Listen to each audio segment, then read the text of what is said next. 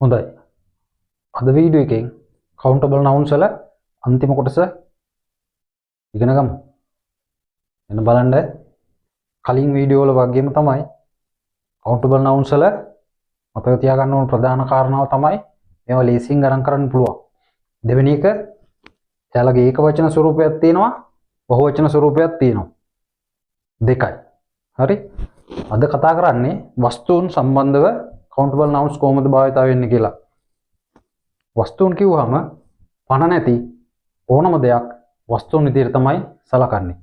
කලින් අපිට හම්බුණා සත්තු හම්බුණා, මිනිස්සු හම්බුණා. එතකොට ඒ පණ තියෙන දේවල්. අනිත් හැම දෙයක්ම පණ නැති ඒ විදිහට තමයි ගණන් ගන්නෙ. අපි බලමු මේවා කොහොමද පාවිච්චි කරන්න කියලා.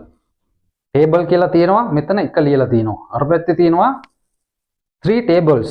මේ පැත්ත බහුවචන කියන්නේ තමයි 3ක් දාලා 3 ඉඳන් 5ට අංක දාලා තියෙන්නේ. මේ පැත්තේ එක දාලා තියෙන්නේ ඒක වචන කියලා වලට පැහැදිලි අවබෝධයක් ලබා ගන්න. ඊළඟට තියෙනවා 1 fan for fans. අර පැත්තේ බහුවචන කරලා තියෙන්නේ. මේ පැත්තේ 1 bed 5 beds. අර පැත්ත බහුවචන, මේ පැත්තේ ඒක වචන. 1 tree. අර පැත්තේ 6 trees. බහුවචන කරලා තියෙන්නේ. එහෙනම් මේ tree කියන එක ජීව විද්‍යාත්මකව ගත්තොත් නැත්නම් බයොලොජිකලි ගත්තොත් පණ තියෙන එකක් විදිහට තමයි සලකන්නේ.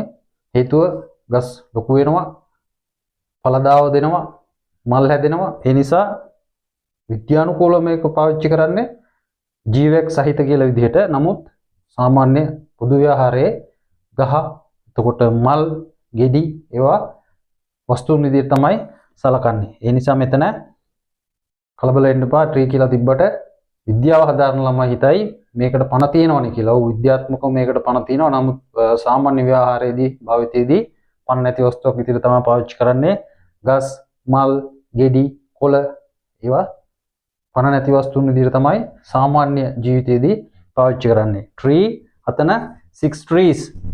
මෙතන මෙන්න මේ කොටස බලන්න ඉලක්කම් දාලා නැහැ. ඒ කියන්නේ මේ countable nouns වලදී අනිවාර්යෙන්ම අපි ඉලක්කම් දාන්න ඕනේ නැහැ. ඒක අනිවාර්යෙන් දාන්න ඕන කියලා එකක් නැහැ. ඉලක්කම් නැතුවත් මේවා බහුවචන විදිහට තියන්න පුළුවන්. ඒකට හේතුව මෙතන ගොඩක් තිබුණට අපි තාම ගණන් කරලා නැහැ කීයක් තියෙනවද කියලා. නමුත් බහුවචන. ඒ නිසා අපි මේ S ආධාරයෙන් මේක බහුවචන කරලා තිනවා. ඔයාලට පැහැදිලිව පේනවා. මේ පැත්තේ ඒක වචන, අර පැත්තේ බහුවචන. 1 ball, අර පැත්තේ balls. බෝල ගොඩක් කියන එක. 1 car, අර පැත්තේ cars. කාර් ගොඩයි.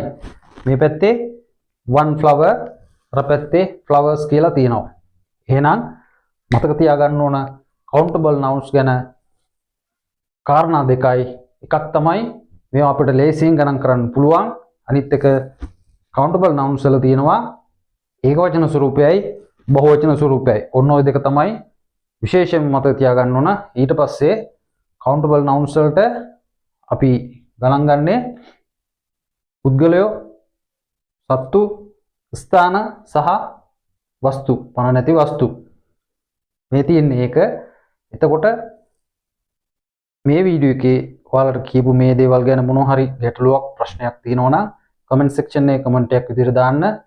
දකින්න පළවෙනි මොහොතේම අපි යටින් උත්තරයක් ලබා දෙනවා. ඊළඟ වීඩියෝ එකේදී අපි බලාපොරොත්තු වෙනවා ඔයාලට කියලා දෙන්න මේ නාමපද වාක්‍යයක කොහොමද ලියන්නේ කියන එක. හරි?